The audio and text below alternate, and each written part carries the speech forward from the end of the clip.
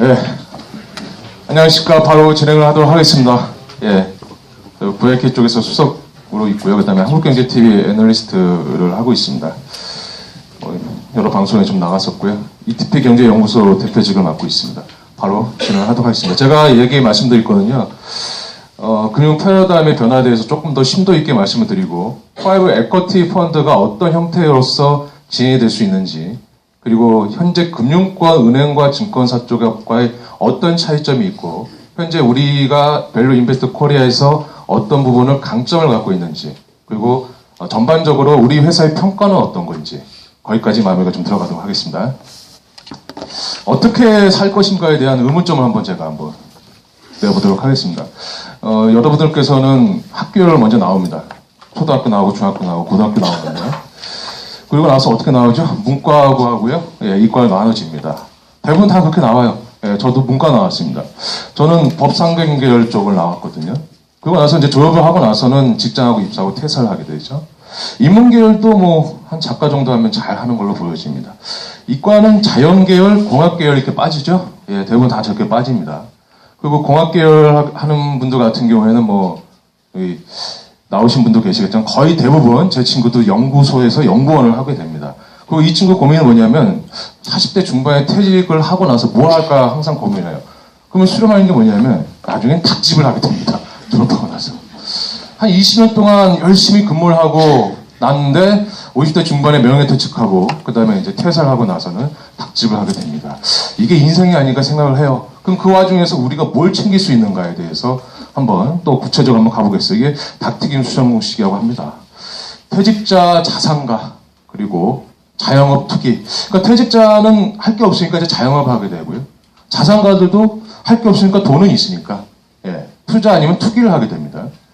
나중에 가다 보면은 그게 실패할 가능성이 상당히 높죠. 왜 그럴까요? 예, 우리나라 닭집도 예, 수백 명가가 되잖아요. 그 중에서 성공 확률은 1%밖에 안 됩니다. 그럼 나머지는 다 99%는 예, 다 말아먹은 거죠. 그럼 중산층이 또 몰락할 수밖에 없는 그런 구조가 될 수밖에 없겠죠. 자, 그러면 그 가중을 좀 버리고 어떻게 좀 돈을 모을까 하는 거에 대해서 오늘 머니가 주제이기 때문에 이 자리에 오신 것도 예, 그 부분 때문에 오셨더라고 생각이 듭니다. 아끼고 저축해서 부자 될 거야. 이거는 저희 아버지 마음들이었습니다. 저희 아버지께서 국제시장을 보시면서 많이 웃었는데요. 그때는 뭐 80년대, 70년대는 은행에 담가 놓으면은 20%, 15% 이자 나왔습니다. 충분히 중산층 될 수 있었어요. 근데 지금은 이 마인드 가지고는 부자가 되지 못하죠. 예, 앞서 말씀드렸지만 72법칙. 1% 이자 가지고 72년 걸립니다. 예, 절대 부자가 될 수 없겠죠. 그래서 저금리 저성장 시대에서는 불가능하다. 이제는 내가 투자를 할 것인가 투자를 하지 않을 것인가에 대한 선택적 문제가 아니라는 얘기입니다. 이미 금융 환경은 몰아내고 있어요. 우리들은 투자의 환경으로. 그럼 투자의 환경 쪽에서 가장 위험한 게 뭡니까? 위험한 게 리스크라고 얘기합니다. 그럼 리스크를 위험이다? 라고 제가 정의를 한다면 말이 안 되겠죠. 리스크는 어떤 거죠? 리스크는 불확실성이죠. 불확실성. 자, 재테크 수단에 대한 선호도를 잠깐 보겠습니다. 1억을 나눠드렸죠. 1억 뒤에다 뭐라고 쓰셨습니까? 나 은행에 적금할 거야. 아니면 증권사 펀드 투자할 거야. 닭집 차려야지. 이렇게 쓰셨습니까? 네, 99% 망합니다. 대부분 뭐라고 쓰냐면 안정추구형 48.3%입니다. 아직까지도 본인의 틀 질서를 깨 부수지 않은 상황이죠. 미래에 대한 불안성은 모두가 다 인지하고 있어요. 근데 이거에 대한 해결 방법은 없다는 겁니다.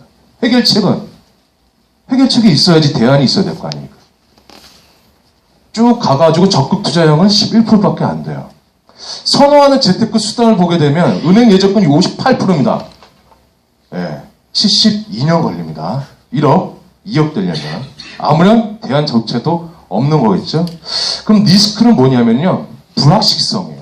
재테크를 하고 싶어 하시고 투자를 하고 싶어 하시는데 미래는 불안하니까 당연히 할 수밖에 없는 구조가 와 있습니다. 이 재테크는 열매는 굉장히 달콤해요. 그런데 그 이면에는 리스크가 따라 붙습니다. 그럼 리스크는 위험이 아닙니다. 불확실성이죠. 불확실성. 그러면 한번 잘 생각을 해보시면 불확실성을 줄이면 아니면 불확실성을 줄일 수 있는 구조화를 짠다면 이길 수 있는 게임을 할 수 있다면 시장은 우리가 투자할 수 있는 부분이 생긴다는 거겠죠. 그럼 결과적으로 뭡니까? 리스크를 어떻게 잘 줄일 것이냐입니다. 이 불확실성을 확실성으로 넘길 수가 있다면 그게 중요한 겁니다.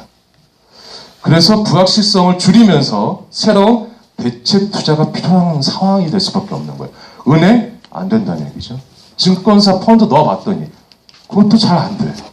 그리고 주식 직접 투자해 보셨잖아요. 예. 성공한 분들 1%도 제가 못 봅니다. 제가 관련 사업 쪽에 하고 있지만 1%도 제가 보지 못해요. 왜냐하면 제 친구가 이제 한 1,000억 정도를 KB 쪽의 은행 쪽에서 이제 딜러 활동을 하고 있는데요. 그 친구한테 제가 그런 얘기를 합니다. 너는 네가 운영 잘못하면 이 1,000억 그냥 수익률 악화되겠다. 그런 얘기합니다. 그렇지 뭐 내 능력에 의해서 수익률이 나오지. 그럼 넌 지금 투자하는 게 가치 투자는 아니네? 네가 그냥 숫자 매매하는 거네? 라고 제가 물어봤어요. 그랬더니 그렇지. 나는 가치 투자를 하는 건 아니야. 그냥 주식 그냥 사고 파는 것 뿐이야. 매매하는 것 뿐입니다. 그럼 가치 투자는 뭘까요? 아까 전에도 앞서 말씀드렸지만 가치라는 건 뭐냐면 내가 돈이 유입이 돼가지고 그 유입과 동시에 그 기업을 성장시킬 수 있어야 됩니다. 성장과 동시에 자기 자신의 투자한 그 금액 자체도 올라가는 성장이 돼야겠죠. 그러면서 그 부분까지도 같이 가져가는 거. 이게 바로 진정한 가치 투자가 아니겠습니까? 숫자 게임 하지 마십시오, 이제는. 그럼 그 대체 투자를 보겠습니다. 그 전에, 이거는 80대 20의 파레토의 법칙이라고 하는데요. 파레토의 법칙은 굉장히 단순합니다. 이 시장에서 끌고 가는 리더는 20%다. 그리고 자연의 법칙도 20%다. 투자의 세계도 20%다. 돈 따는 사람들은. 리더들이. 그럼 이 80대 20의 법칙에서의 특징을 한번 보도록 하겠습니다. 20%는 항상 앞선 정보를 눈치를 챕니다. 그리고 80%는 상식이 될 때 알아봅니다. 카카오톡 아시죠? 모르시면 이제는 우리나라 국민이 아닙니다. 아니면 조금 연세 있으신 분. 아니면 우리 유치원생들. 그 친구들은 이제 모르니까. 보지 못했으니까. 사용을 안 하니까. 하지만 20대부터 해가지고 최소 저희 아버지도 쓰시니까 70대까지 카카오톡을 하십니다. 이제는 우리에게는 질서가 되어 있어요.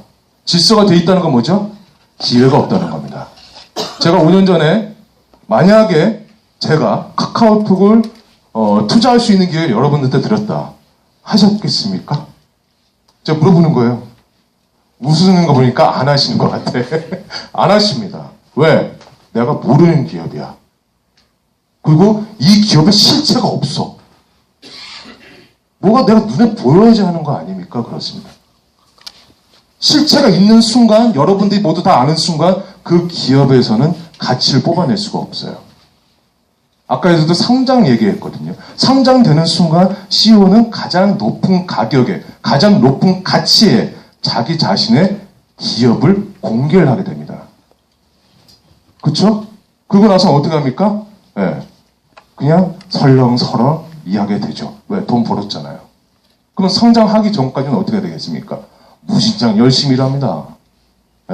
아주 노력을 하고 150% 열심히 합니다. 그런 구조거든요. 20%는 핵심과 본질을 이해하고 있어요.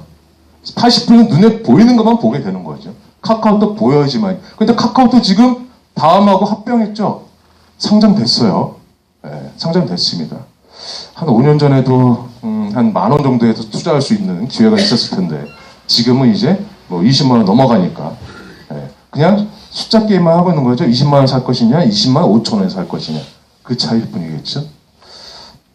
그리고 20%는 정보 분석력이 있지만 80%는 항상 주변 눈치만 살핍니다. 이게 무슨 얘기냐? 제 친구가 이제 외환 딜러 하고 있다고 했잖아요. 애널리아 하는 친구도 있는데 그 친구한테 특징이 있어요. 좋은 학교 나왔어요. 좋은 학교 나와가지고 해외 유학까지 갔다 왔습니다. 그리고 나서 4년 동안 공부하고 나서 금융은행에서 지금 16년 차 딜러 생활을 하고 있습니다. 24시간 분석하고 있습니다. 여러분들과 그 사람과 그 친구의 차이점이 뭐냐면 여러분들은 정보력을 받아들이는 정보 전달 순서가 맨 마지막에 있어요. 만약에 삼각형이라고 본다면 그 친구는 꼭대기에 있습니다. 기관 투자자들이나 아니면 외국인 투자자 같은 경우는 맨 꼭대기에서 정보 전달을 받아요. 근데 여러분들 언제 받죠? 미디어에 나오면 받아요. 자, 나도 알고 여러분들도 아는 정보는 정보가 아니죠. 정보는 항상 독점적이어야 된다. 독점적일 때 그 정보를 소유해야 되죠. 그럼 뭐가 투자에 성공할 가능성이 상당히 높아지는 거예요. 근데 그 친구는 정보 분석력까지 있죠. 무슨 얘기냐? 정보를 똑같이 받았어. 여사님하고 저하고 정보를 똑같이 받았거든요. 근데 제가 그 정보를 소화하는 거하고요. 그리고 여사님이 소화하는 거하고는 차이가 좀 있겠죠. 그렇죠? 그 친구가 정보 소화하는 건요. 딱 보자마자 1분 만에 딱 나와요. 여러분들은 한 달 걸릴 수도 있습니다. 그럼 뭐가 늦어집니까? 투자 시기가 늘어져요. 적절한 투자 타이밍을 놓쳐버립니다. 밸류 인베스트 코리아에서 나오는 기업은 여러분들이 보지도 듣지도 못한 기업들이에요. 여러분들이 정보 판단하려고 하지 마십시오. 정보 판단 누가 합니까? 전문가들이 다 합니다. 전문가들이. 자, 그러고 나니까 어떻게 됩니까? 본인이 이해를 못하니까 주변에 눈치만 계속 살펴요. 아이, 저 팀장이 또는 저 분이 나한테 이런 얘기를 했는데도 불구하고 좋은 것 같기는 해. 근데 나는 이해를 못하겠어. 그러니까 어떻게 합니까? 투자에 대해서 망설이게 되는 거죠. 여러분이 그런 본인이 이해하려고 하는 순간부터 그분은 이제 아무런 자기만의 생각에 갇혀버리게 됩니다. 이걸 깨부시지 않는다면 뭐가 들어오지 않냐? 자기한테 돈이 들어오지 않습니다. 20%는 그래서 트렌드를 선도해 가죠. 80%는 트렌드를 쫓아가는, 계속 돕니다, 이게. 5년 지나도 10년 지나도 20년 지나도 본인의 틀을 깨지 않는다면 이건 계속 돌아갈 수밖에 없어요. 타켓 컴퍼니에 좀 잠깐 보도록 하겠습니다. 앞서 잠깐 설명을 했는데요. 저희 아버지는 70년대, 80년대에 은행의 이자가 높았기 때문에 이 은행 많이 이용했어요. 그러고 나서 중산층도 될 수 있었고요. 지금은 중산층 이상은 하고 계시는데. 근데 이 클라이언트가 저희 어머니 아버지셨습니다. 70년, 80년대 은행을 통해가지고 누구한테 갔습니까? 결국에는. 타켓 컴퍼니에 흘러들어갔죠. 결국 그 돈은 다 누가 먹었습니까? 은행이 다 먹고 이자를 클라이언트 주는 성격을 구조를 갖고 있었죠. 그 은행 같은 경우에는 그 재무적 구조나 아니면 사업 비즈니스적 구조를 안정화시켜가지고 투자를 한단 말이에요. 타켓 컴퍼니에. 근데 이 타켓 컴퍼니는 지금 누가 됐습니까? 삼성그룹 됐고요. 현대그룹 됐고요. 대림그룹 됐고, SK그룹 됐고, 기타 등등 100대 그룹 다 됐습니다. 누가 만들었습니까? 은행이 만들었습니까? 아닙니다. 여러분들의 어머니, 아버지가 만드신 겁니다. 여기에 60대 이상이신 분들은 그분이 만드신 거예요. 근데 은행 이자가 좀 낮아졌어요. 그러니까 돈의 흐름이 어떻게 가요? 증권사로 들어가요. 펀드. 그렇죠? 90년대 후반부터 해가지고 2000년대 초중반까지 재밌게 돈의 흐름이 바뀝니다. 들어갔어요. 그때 얘도 돈을 굴려야 되잖아요. 어디 가니까 또 이쪽 가는 거예요. 또. 그래 놓고 여기서 다 먹고 살다가 나머지 얘 주는 그런 성격이 돼버렸는데 지금 현재 제가 말씀드린 저 흐름 자체가 뭐냐면요. 산업 경제 임계점에 대해서도 말씀을 드렸지만 현재 이 은행과 증권사를 통해서 과거에 투자됐던 기업들의 특징이 뭐냐? 산업 전망도입니다. 자동차, 와우, 현대자동차요. 조선, 우리나라 진짜 80년대, 70년대 엄청났죠. 일반 기계, 철강, 석유화학, 정유, 섬유, 가전 다 상장되어 있는 기업들 중심으로 다 들어갑니다. 자, 기상도 보겠습니다. 다 흐립니다. 비도 옵니다. 석유화학에. 그쵸? 전망이 좋습니까? 전망이 안 좋아요. 왜? 산업 경제가 임계점에 다 달았어요. 이제는 더 이상 성장이 안 되는 거야. 주기가, 옛날 산업 주기가요, 15년에서 20년 정도 갔어요. 20년 정도. 근데 지금 상장되어 있는 기업들이 다 이런 기업들이에요. 우리나라는 왜 2000을 돌파하지 못합니까? 저한테 물어봅니다. 4년 동안 왜 횡보합니까? 라고. 당연하죠. 이런 기업들이니까. 이런 기업들을 재구조화해야 됩니다. 재구조화하기 위해서는 뭐 해야 됩니까? 창조해야 되죠. 경제를. 창조 경제하려면 기업을 재창조해야 됩니다. 어떤 기업들로? 바이오, IT 베이스화한 기업, IT 하드웨어, IT 소프트웨어한 기업들, 미래 산업군들이겠죠.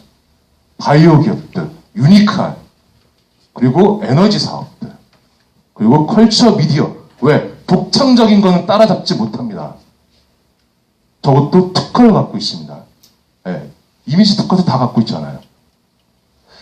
우리나라가 이제 위에나 한류라는 얘기를 하거든요. 위에나 한류. 위에나 한류가 뭐냐면 중국 자본이 우리나라에 들어가가지고 컨텐츠로 우리 사람들이 생산하고 우리 기업들이 생산해가지고 역수출되는 겁니다. 그게 위에나 한류입니다. 자본은 누가 됐습니까? 중국이. 만들어내니까 누가 만들어냈습니까? 한국이. 그래놓고 어디서 팔립니까? 중국에서. 지금 이런 시장이에요. 그래서 뭐가 중요하다니까? 10년 후에. 이건 좀 10년 후는 좀 크죠. 한 2년 후, 3년 후, 5년 후. 이 기업들, 미래 산업군들이 어떤 산업군들이 있는지에 대해서 여러분들이 인지를 하고 계셔야 된다는 겁니다. 그렇지 않으면 여기에서 기회를 받아야 되는데 이 과거의 기업에서 벗어나야지 본인한테 뭐가 들어옵니까?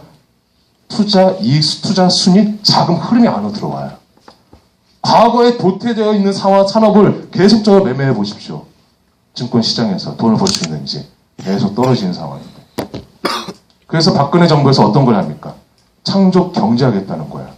시중에 떠돌고 있는 400조의 돈을 창조 경제, 창조 금융, 창조 기업에 의해서 자연스럽게 유입을 해가지고 기업을 키워가지고 이 기업군들을 상장시키겠다는 거죠.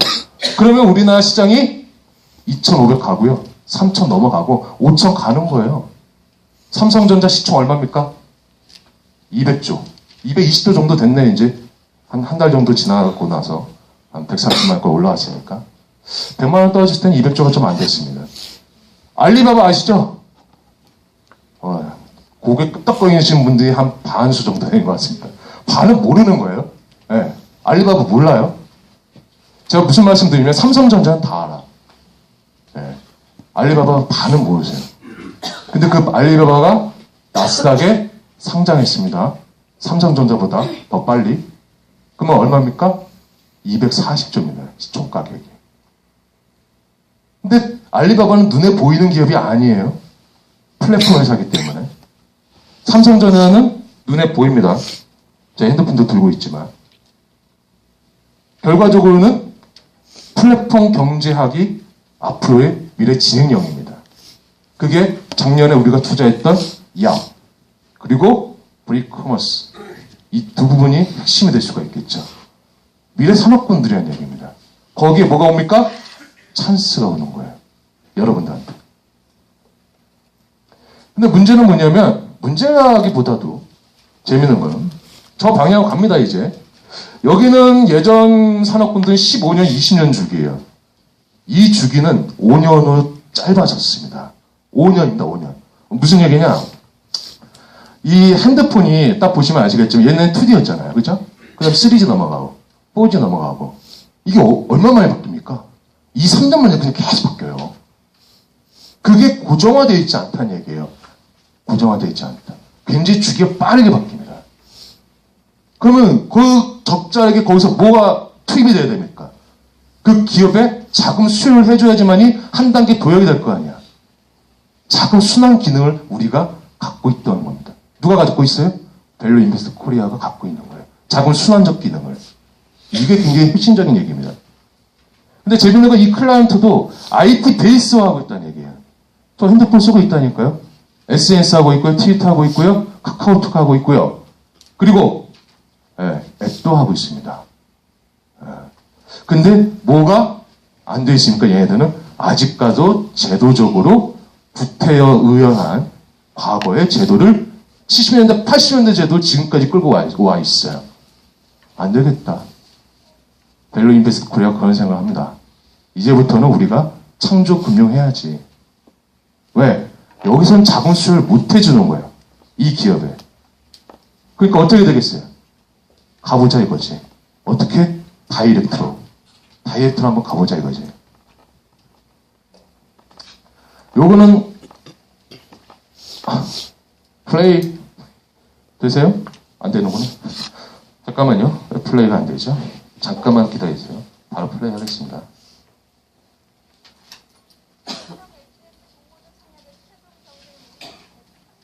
넘어섰습니다. 소액 투자자들은 주식 한 주 받기도 쉽지 않아 보입니다. 반면 헐값의 지분을 챙겼던 이학수 전 삼성그룹 부회장 등은 수천억대 이학수 나옵니다. 예. 제가 존경하는 분이긴 한데. 삼성 SDS가 주식 상장을 위해 공모주 청약을 받은 결과 최종 경쟁률은 134대 1을 기록했습니다. 134대 1 나왔습니다. 마감 시간이 다가오자 청약이 몰리면서 모인 증거금만 모두 15조 원이 넘습니다. 장외 거래가 35만 원 안팎이던 주식이 절반 수준인 19만 원에 공모가가 정해지면서 청약 과열이 빚어진 겁니다. 경쟁률이 높다 보니 투자자들에게 돌아갈 주식수는 크게 줄 수밖에 없습니다. 실제 1억 원의 증거금을 넣은 경우 1억 원 넣는데 7조 배정받았어요. 19만 원 공모가인데 140만 원 나왔습니다. 이학수 전 삼성그룹 부회장과 김인주 삼성선물사 예. 보통 이제 유통 구조 잠깐 언급을 했었는데요. 일반적으로 대부분의 80%의 파레토의 법칙의 대중들은 거래소와 코스닥에서 가격 거래를 하게 됩니다. 제가 뭐라고 말씀드렸죠? 가격 거래입니다. 가격 거래. 가치 거래가 아닙니다. 38만 원 상장 가격입니다. 공모 가격은 좀 달라요. IPO에서는. 근데 여기서도 19만 원이었거든요. 경쟁률 134대 1 나왔었죠. 뉴스에 나온 것처럼. 프리 IPO 시장이었습니다. IPO 하기 전에 2년, 3년 전의 시장입니다. 이때는 한 3만 원에서 한 5만 원 정도. 그 정도 거래를 했습니다. 여러분한테 제가 삼성 SDS 같은 회사를 3만 원이나 5만 원에 투자할 수 있는 기회를 준다면 하겠습니까? 대답을 안 하시는 거 보니까 본인 혼자 사시려고 하는 거죠. 그렇죠? 나중에 혼자 사시려고 저한테 와가지고 그죠? 삼성 SDS 배워봤는데 N명가가 있겠죠. 당연히 얼마인지 아까 보셨죠? 500원이었습니다. 그럼 주가 흐름은 어떻게 됩니까? 이렇게 가는 겁니다. 뭐가 성장된 겁니까? 가치가 성장된 거겠죠. 처음에는 아무것도 없으니까 500원 땡. 프리 IPO 시장까지 갔으니까 열심히 노력했습니다. 어느 정도 가치 상승했구나. 이미 가치 다 끝났어요. 상장하니까 이제 돈이 붙으니까 상장해서 100% 터졌습니다. 그때부터 26만 원, 23만 원까지 뚝 떨어지고. 이게 바로 주식의 흐름이에요. 근데 여러분들은 대다수의 80%는 여기서 거래를 하게 됩니다. 나머지는 어디서 거래할까요? 어디서? 여기서 거래하게 됩니다. 여러분들한테 이 부분이 뭐가 옵니까? 나중에는 월이 오는 겁니다. 지금 무슨 벽이 있어요. 아무한테 기회 주지 않아요. 아무한테나. 시장은 냉정한 거거든요.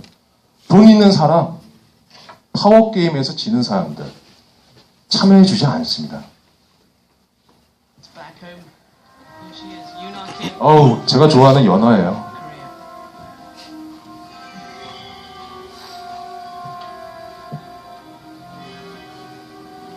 2010년도에 캐나다에서 우승이 아닙니다. 금메달이었죠. 올림픽이었기 때문에. 저 뛰는 거 보세요. 점프력. 엄청난 기술력을 갖고 있었죠. 세계 최고입니다. 세계 최고의 기술력을 갖고 있어요. 굉장히 아름답죠. 성장을 해서 저 캐나다에서 금메달을 따는 영상입니다. 점프 한 번만 더 보고 넘기겠습니다. 넘기겠습니다. 그리고 나서 김연아가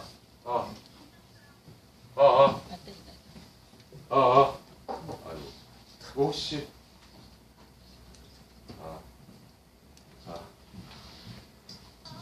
세일하자대, 죽음의 무도 등 김연아의 경기 동영상을 본 네티즌들은 그녀를 향한 찬사를 아끼지 않았는데요. 완성도높은 기술과 이런 김연아가 성장한 과정을 보는 겁니다. 이등과는 20점 이상의 압도적인 점수. 과연 김연아가 금메달을 어떻게 땄을까 하는 그 과정을 보겠다는 얘기입니다. 애떠 보이죠? 그죠? 피겨 피겨스케이트 금메달 따기 전에 한 4, 5년 전 영상입니다. 피겨스케이트 선수로 떠오른 김연아. 가늘고 긴 팔다리를 가진 김연아는 피겨스케이트 선수의 체형을 타고났다는 평을 받고 있는데요. 하지만 그녀가 처음부터 여왕으로 태어났던 것은 아닙니다. 김연아가 세계적인 선수로 발돋움하기 시작한 것은 지난 2005년 세계 주니어 피겨 선수권 대회 은메달을 따면서부터인데요. 당시 중학교 3학년이던 김연아는 숙명의 라이벌 아사다 마월대에 겸손한 자세를 보이기도 했습니다. 마오 선수는 저보다 점프도 굉장히 얕아 보이죠? 한 단계 위 점프도 뛰니까 그런 기술적인 면에서 제가 좀 부족한 것 같아요 라고 얘기합니다.